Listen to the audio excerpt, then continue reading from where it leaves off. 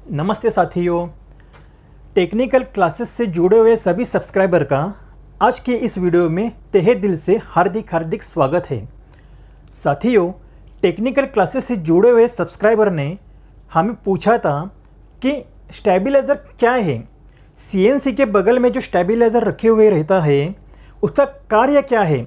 अगर technical classes से अगर हमें बेसिक जानकारी भी अगर स्टेबलाइज़र के बारे में मिलती है तो बहुत सारा ज्ञान हमें मिल जाएगा। तो उनकी डिमांड को मद्देनज़र रखते हुए हम आज स्टेबलाइज़र यानी बेसिक ऑपरेशन ऑफ स्टेबलाइज़र आज की इस वीडियो में हम आपको बताने जा रहे हैं। तो वीडियो शुरू होने से पहले सभी व्यूअर का तहे दिल से और एक बार स्वागत करता हूं। तो चलिए समय को ज़्यादा बर्बाद न करते हुए आज की इस वीडियो को शुरुआत करते हैं। साथियों, जैसे कि टाइटल यहाँ पे लिखा हुआ है बेसिक इन्फॉर्मेशन अबाउट स्टेबलाइज़र, तो इंट्रोडक्शन अबाउट स्टेबलाइज़र। तो स्टेबलाइज़र क्या है साथियों? स्टेबलाइज़र के नाम में ही स्टेबल और लाइज़र इन दोनों शब्दों का कॉम्बिनेशन बन के स्टेबलाइज़र बना हुआ है। यानी स्टेबलाइज़र मतलब स्थिरता प्राप्त कर देने वाला यंत्र, इसे स्टेबलाइज़र कहते हैं। या फिर सहारा देने वाला पहिया, इसको भी स्टेबलाइज़र कहते हैं। तो आई बस समझ में स्टेबलाइज़र मतलब क्या है। स्टेबलाइज़र मतलब एक स्थिरता प्रदान कर देने वाला यंत्र है। तो हम आगे चलते हैं। तो ये स्थिरता किसे प्रदान करता है? तो वो वोल्टेज को प्रदान करता है। तो इसीलिए स्टेबलाइज़र को वोल्टेज स्टेबलाइज़र डिवाइस कहते हैं। अब यहाँ पे सवाल कुछ इस तरह से आएगा कि अरे भाई, वोल्टेज मतलब क्या, वो हमको पता ही नहीं है। तो कृपया वोल्टेज के बारे में थोड़ा बहुत हमको ज्ञान दीजिए। तो वोल्टेज किसे कहते हैं, तो आइए हम उसके बारे में जान लेते हैं। वोल्टेज, जैसे कि हम जानते हैं कि इलेक्ट्रिसिटी में वोल्टेज का बार बार अनुवाद किया जाता है। तो ये वोल्टेज क्या है, वोल्टेज किसे कहते हैं? तो सीधी सादी सरल भाषा में अगर कहें तो वोल्टेज यानी एक बल है, एक शक्ति है, एक फोर्स है। इलेक्ट्रिसिटी में जो इलेक्ट्रॉन रहते हैं पॉजिटिव और नेगेटिव, ये जो परमाणु यानी एक परमाणु से दूसरे परमाणु तक भेजने वाली की क्रिया को वोल्टेज कहते हैं। वोल्टेज यानी बल यानी फोर्स। तो आई बात समझ में, वोल्टेज यानी फोर्स है। स्टैंडर्ड वोल्टेज, साथियों स्टैंडर्ड वोल्टेज जो है वो हर कंट्री के हिसाब से अलग अलग किए जाते हैं। स्टैंडर्ड वोल्टेज है हमारे एज पर इंडियन स्टैंडर्ड के हिसाब से सिंगल फेस के लिए 230 वोल्ट है और 3 फेस के लिए 440 वोल्ट है। साथियों, घर में आने वाली बिजली यानी घर के लिए जो हमारे वोल्टेज होता है वह सिंगल फेस के हिसाब से 230 वोल्ट के अनुसार उपलब्ध होता है। तो घर में आने वाला जो वोल्टेज है वो अक्सर कम ज़्यादा होते हुए रहता है। तो उससे क्या होगा कि घर में जो हमारे इलेक्ट्रिकल डिवाइसेस है यानी कि टीवी, फ्रिज, वो चलाने के लिए बहुत हानिकारक होता है। तो उस समय पे ये जो स्टेबलाइज़र है, वोल्टेज स्टेबलाइज़र, वो उस समय पे अपना कार्य करता है। तो ये कार्य किस तरह से करता है ये हम थोड़े बहुत आगे जानेंगे। तो उससे पहले टाइप्स ऑफ स्टेबलाइज़र। स्टेबलाइज़र जो है वो कितने प्रकार के होते हैं? तो आमतौर पे स्टेबलाइज़र ये 3 प्रकार के होते हैं, यानी कि 3 टाइप्स के स्टेबलाइज़र होते हैं। पहला जो प्रकार है उसे स्टैटिक वोल्टेज स्टेबलाइज़र कहते हैं। दूसरे प्रकार को रिले वोल्टेज स्टेबलाइज़र कहते हैं और तीसरे प्रकार को सर्वो मोटर वोल्टेज स्टेबलाइज़र कहते हैं। तो ये हो गए टाइप्स ऑफ स्टेबलाइज़र। तो आइए अभी सबसे महत्वपूर्ण बात, ऑपरेशंस। स्टेबलाइज़र का ऑपरेशन किस प्रकार से होता है इसके ऊपर हम थोड़ी बहुत रोशनी डालेंगे। साथियों, जैसे कि हमने पहले आपको कहा था कि वोल्टेज है एक बल है, एक शक्ति है। ये वोल्टेज जब कम ज़्यादा होते हुए रहते हैं उस वक्त स्टेबलाइज़र अपना कार्य करता है। अभी वोल्टेज जो है कम और ज़्यादा दो चीज़ों में होता है, तो इसीलिए उसको अंडर वोल्टेज और ओवर वोल्टेज कहते हैं। अंडर वोल्टेज यानी जैसे कि हमने यहाँ पे स्टैंडर्ड वोल्टेज में जानकारी ली है 230 वोल्ट या फिर 440 वोल्ट। इस स्टैंडर्ड वोल्टेज के अंडर यानी 230 वोल्ट के अंडर अगर वोल्टेज हमारा आता है तो उसे अंडर वोल्टेज कहते हैं। और ओवर वोल्टेज यानी 230 या फिर 440 के ऊपर अगर वोल्टेज जाता है तो उसे ओवर वोल्टेज कहते हैं। तो अंडर वोल्टेज और ओवर वोल्टेज को करेक्टेड करने का काम है स्टेबलाइजर करता है। साथियों,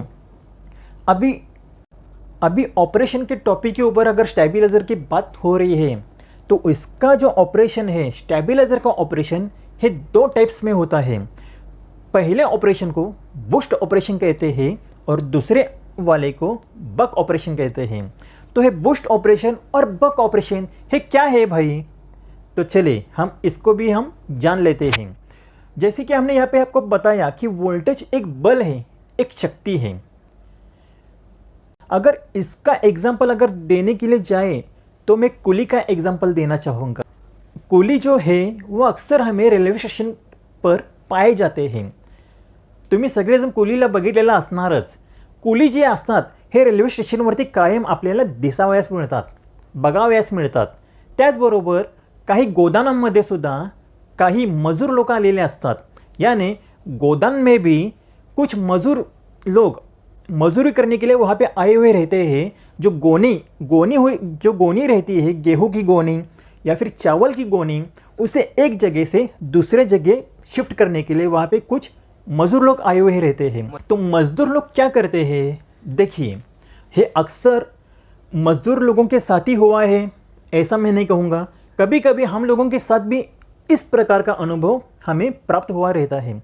देखिए, एक आदमी अगर 50 केजी की गोनी अगर उठा रहा है वो अपने पीठ के ऊपर, और मान लीजिएगा अगर वो थक चुका है, हार चुका है, वो गोनी उठा नहीं पा रहा है, तब साइड में खड़ा हुआ आदमी थोड़ा आगे उसे पुश करता है, यानी उसे हल्का सहारा देता है। फिर वो सहारा देने के बाद वो मजदूर वो गोनी को अपने पीठ के ऊपर आसानी से उठाता है। तो उस ऑपरेशन को अगर हम स्टेबलाइजर के नज़र से देखे जाए तो वो हो गया बूस्ट ऑपरेशन।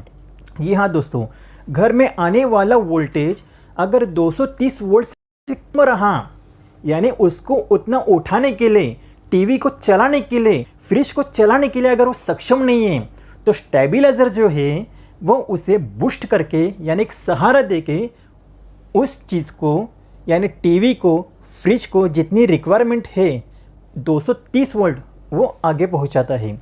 तो चलिए, ये हो गया बूस्ट ऑपरेशन। अभी बक ऑपरेशन के बारे में हम जान लेते हैं। बक ऑपरेशन को भी अगर हम देखे जाए तो मैं वापस उसी मजदूर का एग्जाम्पल देना चाहूँगा। मान लीजिएगा अगर एक मजदूर अपनी ताकत से ज़्यादा अगर गोनी उठा रहा है, 50 केजी या फिर 75 केजी अगर वो उठा रहा है, तो फिर वो क्या होगा? वो पूरी तरह से उठा नहीं पाएगा, वो थोड़ा बहुत कमज़ोरी महसूस करेगा। तो उसके बगल में बैठा हुआ आदमी वापस क्या करेगा?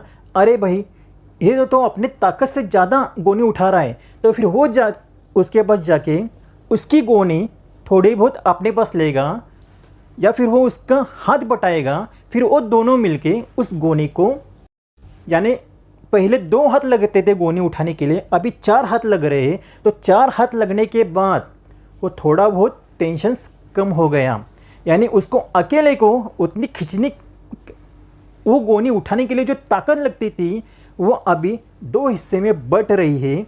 इसीलिए उस ऑपरेशन को बक ऑपरेशन कहते हैं, यानी उसका काम थोड़ा बहुत उन्होंने हल्का किया, तो उस ऑपरेशन को बक ऑपरेशन कहते हैं। अगर हम यहाँ पे जोड़े जाए तो ओवर वोल्टेज में ये ऑपरेशन जो है यानी बक ऑपरेशन जो है वो काम में आता है।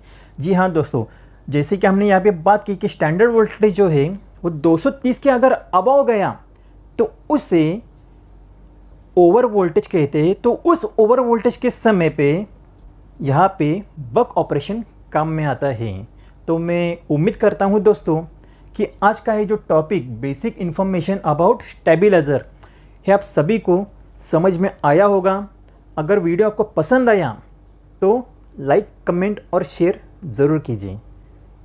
और साथियों, आपके मन में अगर किसी चीज़ के बारे में अगर प्रशंसा उठ रही है या फिर आपको किसी भी फील्ड का अगर नॉलेज आपको बटोना है, वो किसी भी फील्ड के रिलेटेड हो, चाहे वो इलेक्ट्रिकल के बारे में, इलेक्ट्रॉनिक्स के बारे में, मैकेनिकल के बारे में, सीएनसी के बारे में, उस सभी के बारे में अगर आप जानना चाहते हो तो आप अपने विचार कमेंट्स के माध्यम से हमें भेज दीजिएगा, क्योंकि हम यहाँ पे इंडस्ट्रीज़ में काम करते हैं और इंडस्ट्रीज जो है वो एक के ऊपर नहीं चलती, हर एक आदमी के ऊपर वो इंडस्ट्रीज चलते हुए रहती है। तो हमारे पास वो टीम है, जो टीम आपके प्रश्नों का उत्तर यानी आपकी समस्याओं का निवारण करने में लग जाएगी।